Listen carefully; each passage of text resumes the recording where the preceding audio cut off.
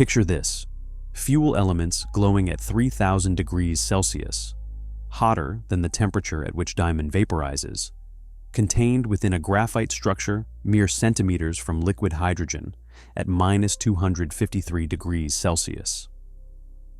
A temperature differential so extreme that most materials would explode on contact. This wasn't a thought experiment. This was NERVA, the nuclear engine for rocket vehicle application. And in the Nevada desert, at a place called Jackass Flats, American engineers actually built it, tested it, and made it work. Imagine standing in your kitchen. Your oven, at its hottest, reaches maybe 260 degrees Celsius. Now multiply that by 12. That's the inferno NERVA engineers had to contain, and they had to do it while pumping liquid hydrogen, so cold it would freeze nitrogen solid, through channels carved into that same burning structure. The margin for error? Millimeters. The consequences of failure? Catastrophic. The NERVA reactor core contained hundreds of fuel elements arranged like a deadly honeycomb, each one a potential point of catastrophic failure. Engineers called them pencils, but these pencils were filled with uranium and had to survive temperatures that would turn steel into vapor, tungsten into puddles, and diamond into gas. Each fuel element was a cylindrical rod about 1 meter long and between 1 and 2 centimeters in diameter, roughly the size of a thick broomstick. Hold a broomstick in your hands right now, feel its weight, its simplicity. Now imagine that simple cylinder containing the power to destroy itself 1,000 times over, every single second, while somehow remaining intact, long enough to push a spacecraft to Mars. Inside that deceptively simple geometry lurked extraordinary complexity.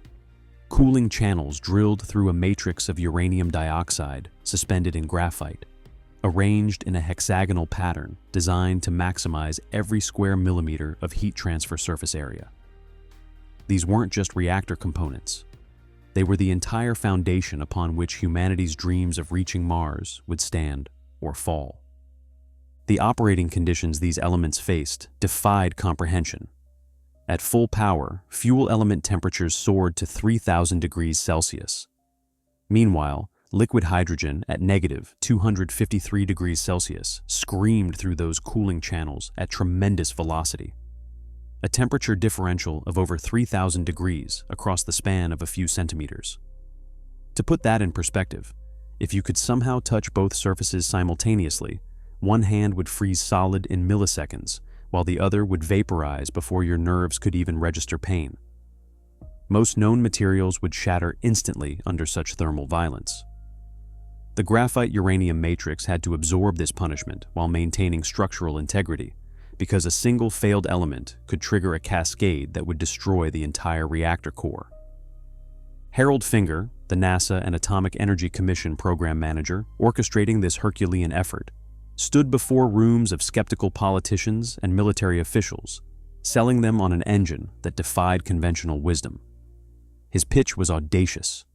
A nuclear rocket could cut Mars mission time in half, with twice the efficiency of chemical rockets, the holy grail of deep space exploration. But behind those confident presentations, Finger knew his team at Westinghouse and Aerojet was about to confront engineering problems that had no textbook solutions. The weight of America's space ambitions rested on his ability to deliver the impossible. The early test results were catastrophic. Thermal shock caused massive cracking during rapid temperature changes as the reactor ramped to full power. The fuel elements would literally tear themselves apart as their outer surfaces expanded while their cores remained cold. Imagine a glass cup plunged into boiling water. Now multiply that stress by 1,000. But that was only the beginning of the nightmare. Inside the reactor, intense radiation bombardment created gas bubbles in the fuel matrix and displaced atoms from their crystalline positions, slowly destroying the material's structural integrity from within. It was like watching a building's foundation turn to sand, one grain at a time, while people still lived inside. And perhaps most insidiously, the hydrogen itself, the very substance they needed for propulsion, became a corrosive agent at these extreme temperatures, attacking the graphite matrix, forming methane, and causing steady mass loss that would eventually compromise the entire element. The hydrogen they needed to cool the reactor was simultaneously dissolving it from the inside out. Westinghouse engineers found themselves fighting a war on three fronts simultaneously, armed with machining and coating techniques never before attempted. They had to fabricate hundreds of these elements with microscopic precision, knowing that imperfections invisible to the naked eye could prove fatal at operating temperatures. A scratch, 1/10 the width of a human hair, could become a crack. A crack could become a rupture. A rupture could become a meltdown. The breakthrough came during a late-night brainstorming session when someone proposed zirconium carbide cladding, a protective coating that could withstand both the infernal heat and the hydrogen's chemical assault. It was a gamble born of desperation. The material itself was barely understood. Its behavior at these extreme conditions was theoretical at best. The next high-power test run would either validate years of work or send the team back to the drawing board, back to square one, with the space race clock ticking relentlessly forward. The zirconium carbide survived. More than survived, it excelled. When the improved Phoebus reactor roared to life and sustained full power for 90 minutes, post-test inspections revealed less than 1% mass loss in the coated fuel elements. The honeycomb of hell had been tamed, at least enough to prove the concept could work. But surviving extreme heat was only the first challenge. The reactor had to be controlled with surgical precision, throttled in real time, and, most audaciously, restarted in the vacuum of deep space. This required an innovation that seemed impossibly simple: rotating drums. How do you dim a nuclear reactor like a light switch? This wasn't a theoretical question. It was an engineering requirement. Mars missions would require precisely calibrated engine burns, and the crew's lives would depend on mission success. Every restart in the vacuum of space, every throttle adjustment during orbital maneuvers. The control system couldn't just work, it had to be foolproof. The solution seemed almost absurdly simple: rotating drums. Surrounding the reactor core, 12 cylindrical control drums stood like sentinels. Each drum had two faces, one side coated with neutron-absorbing material, either boron or hafnium, the other side lined with neutron-reflecting graphite. Rotating the drums modulated the reactor's neutron flux and power output. A neutron-absorbing surface captures neutrons, reducing the fission reaction. A reflecting surface bounces neutrons back into the core, amplifying the chain reaction. It was elegant, it was mechanical, and it had to work flawlessly at temperatures that would destroy conventional actuators. Think of it like this. Imagine trying to control the sun's brightness by positioning mirrors around it. Now imagine those mirrors have to work while bathed in temperatures that melt titanium and radiation intense enough to kill you in seconds, and they have to respond to commands in fractions of a second with positioning accuracy measured in tiny fractions of a degree. That was the challenge. The precision was staggering.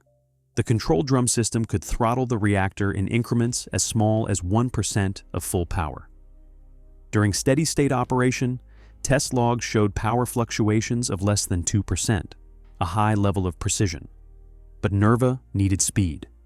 The system could transition from full power to complete shutdown in under 30 seconds. 30 seconds between a roaring nuclear inferno and cold silence. This capability countered one of the most persistent myths about nuclear rockets, that once started, they couldn't be shut down or restarted. Internal NASA memos reveal the truth. Engineers at Jackass Flats demonstrated restart capability repeatedly during ground tests. Some engines were shut down, left to cool for hours, then restarted and brought back to full thrust. The reactor wasn't a one-shot device. It was a throttleable engine, controllable with the finesse required for complex interplanetary maneuvers. But those same internal documents exposed the engineers' deepest anxieties. Would the actuators survive? The drums had to rotate smoothly in an environment bathed in intense radiation and searing heat, conditions that could seize mechanical components or degrade electronics into useless slag. Memos circulated through Marshall Space Flight Center, describing worst-case scenarios. A drum stuck in the wrong position, unable to shut down the reactor, or unable to restart it when needed millions of kilometers from Earth. Imagine being halfway to Mars when your engine refuses to start. No AAA tow truck is coming. No rescue mission is possible. You would simply drift through space until your life support failed. The response was characteristically methodical. Redundant control mechanisms were designed into every drum. Rigorous cycle testing pushed the actuators through thousands of rotations, simulating years of operation compressed into weeks of torture testing. Engineers designed mechanical backups that could force the drums into shutdown position, even if primary systems failed. A final failsafe when all else went wrong. Harold Finger understood what was at stake. He described the control drum system as the key to making nuclear propulsion practical. Without precise, reliable throttling, he noted in program reviews, the engine would be nothing more than a one-shot device, useless for the complex ballet of burns, coasts, and course corrections that Mars missions demanded. The drums weren't just a control system. They were the difference between a laboratory curiosity and a machine that could actually take humans to another planet. With fuel elements that could survive diamond-vaporizing heat and a control system that could modulate power with surgical precision, NERVA had conquered the reactor itself. But there remained one final, seemingly insurmountable challenge. How do you channel 3,000-degree hydrogen through a nozzle without melting it into slag? The exhaust from a NERVA engine was hot enough to vaporize most conventional nozzle materials without advanced cooling techniques. Worse, the reactor was broadcasting lethal radiation in all directions. Solving these problems required engineering solutions that seemed to defy physics itself. The nozzle had to channel hydrogen exhaust at over 2,000 degrees Celsius, while surviving chamber pressures between 400 and 800 pounds per square inch. Imagine standing at the bottom of the ocean with the weight of 800 feet of water pressing down on you. Then multiply that pressure by 10 and add heat that would vaporize rock. That's what the nozzle experienced, continuously, for hours. The solution was regenerative cooling, a concept borrowed from high-performance rocket engines but pushed to its absolute limits. Engineers circulated liquid hydrogen through intricate channels machined into the nozzle walls before that same hydrogen entered the reactor core. It was like an ice skater gliding on a thin layer of water. The margin between success and catastrophic failure was razor thin. The supercooled hydrogen absorbed heat from the nozzle surface, creating a protective barrier that kept the metal just below its melting point. But early tests revealed that theory and reality rarely agreed. Technical reports from Jackass Flats document how the first nozzle designs suffered erosion and cracking during long-duration firings. The thermal gradients were simply too extreme. The Westinghouse and Aerojet teams, engineers working in shielded bunkers, their safety dependent on readings displayed on screens showing radiation levels in real time, went back to the drawing board. They relied on remote cameras and banks of Geiger counters, watching the tests from a safe distance, their fate tied to the readings on those screens. One engineer later recalled, "We were essentially building a controlled nuclear explosion and trusting that it would point the right way." Those who witnessed full-power engine firings described it as unforgettable. The ground shook, the air shimmered with heat distortion, and the exhaust roared like a miniature sun. It was a visceral reminder of the forces they were attempting to harness and control. Each test was a gamble. Each successful run was a small miracle. The teams developed composite linings made from niobium and graphite with cooling channels so intricate they required new machining techniques to fabricate. Each iteration brought them closer, each test firing providing data no computer model could predict. This was engineering at the edge of the possible, where every assumption had to be tested, every calculation verified in fire and radiation. Then there was the radiation problem, arguably more insidious because it was invisible.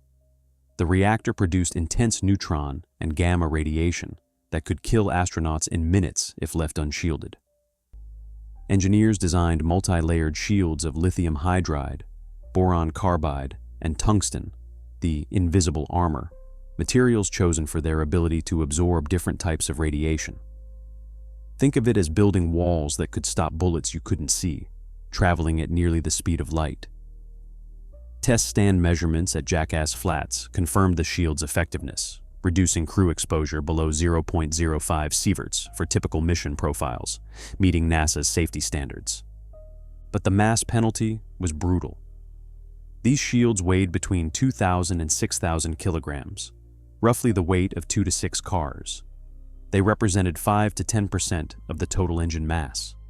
Every kilogram of shielding was a kilogram not available for payload, scientific instruments, or supplies. The trade-off sparked heated internal debates. How much radiation exposure was acceptable?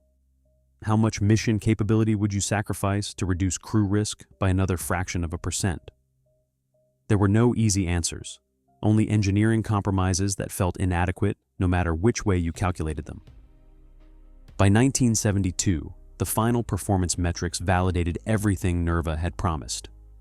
Thrust output reached 250,000 pounds-force in tests, enough to lift a fully loaded 747 aircraft straight up. Specific impulse measured between 850 and 900 seconds, exactly twice that of the best chemical rockets.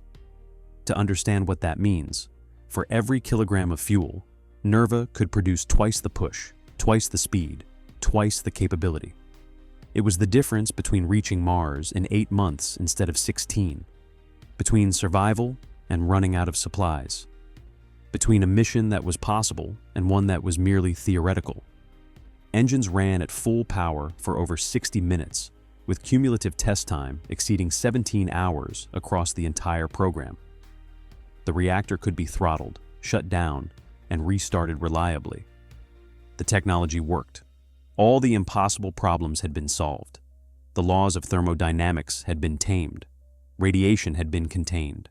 Materials that should have failed had been coaxed into survival. The engineers had won. But as engineers at Jackass Flats celebrated their final successful test, political winds in Washington were already shifting, and the program's fate was sealed not by engineering failure, but by budget cuts and changing priorities. The Apollo moon landings had been achieved. Public enthusiasm for Mars missions evaporated as Vietnam drained budgets and national attention. In 1973, the cancellation order came down. Harold Finger and the engineering teams, after years of solving impossible problems, conquering extreme temperatures, radiation, hydrogen embrittlement, and precision control, received the news that the program was terminated not because it failed, but because America's priorities had shifted. The personal devastation was profound.